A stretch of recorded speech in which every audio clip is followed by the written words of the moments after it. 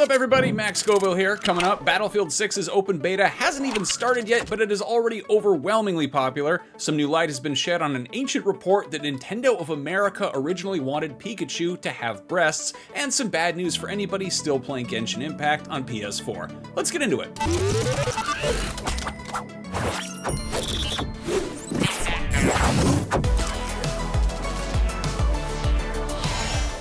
Battlefield 6's Early Access Open Beta officially kicks off tomorrow at 1 a.m. Pacific time, but prospective players were able to preload the game earlier this week, and to say a few of them did is a bit of an understatement. As of this recording, there is a message stating that the servers are full and there are currently more than 30,000 people queued to get into a game once it finally goes live. Meanwhile, over on Steam, the Battlefield 6 Open Beta app had more peak concurrent players over the last 24 hours than most of the previous games, and I use the term players very lightly because, again, you can't play it. The beta hasn't actually started yet. More people were fiddling around in the settings to get ready for Battlefield 6 than were actually playing games that are out, like Battlefield 2042 or Battlefield 5, which is pretty impressive. What does it all mean? Well, it could suggest that EA might have a hit on its hands. A free public beta doesn't necessarily translate to game sales, but there's definitely a lot of interest among players, so hopefully the beta doesn't disappoint. And I guess more importantly, hopefully the servers can actually handle however many thousand players are queued up when the game is expected to go live.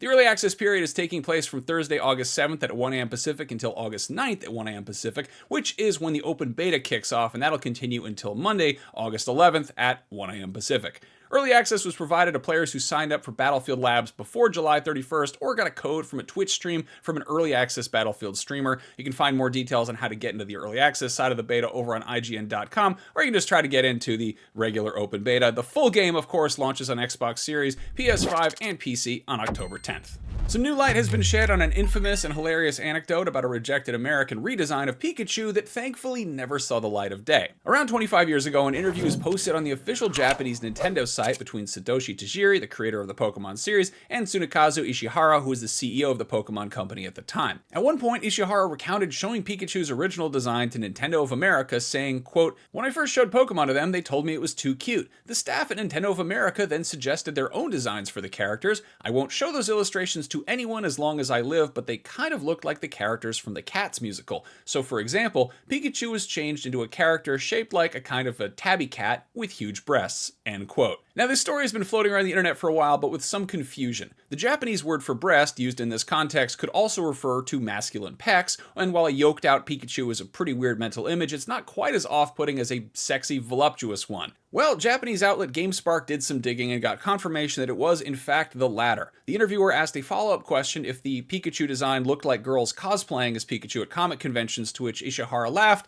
and agreed. From the sound of things, Nintendo of America was initially very skeptical that a text-based game about cute little monsters would find success in the States. In 2008, the late former Nintendo CEO Satoru Iwata shared a similar anecdote about Nintendo's American team, suggesting some Pokémon designs that made them a little bit scarier and tougher looking for us scary, tough American kids. Well, Nintendo decided to stick with the original versions, and clearly it paid off.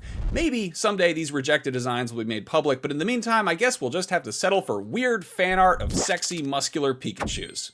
Finally, Hoyoverse announced today that support for Genshin Impact on PlayStation 4 will be coming to an end next year, quote, due to limitations related to hardware performance and platform application size. The PS4 version of Genshin Impact will be getting pulled from the PlayStation Store on September 10th of this year, though anyone who has it in their library will be able to re-download it. In-game purchases will be getting delisted on February 25th, 2026, and that version of the game will go offline completely on August 4th of next year. This kind of announcement is never fun, but at the very least, Hoyoverse is giving players plenty of advance warning, and it's not like there's nowhere else to play Genshin Impact.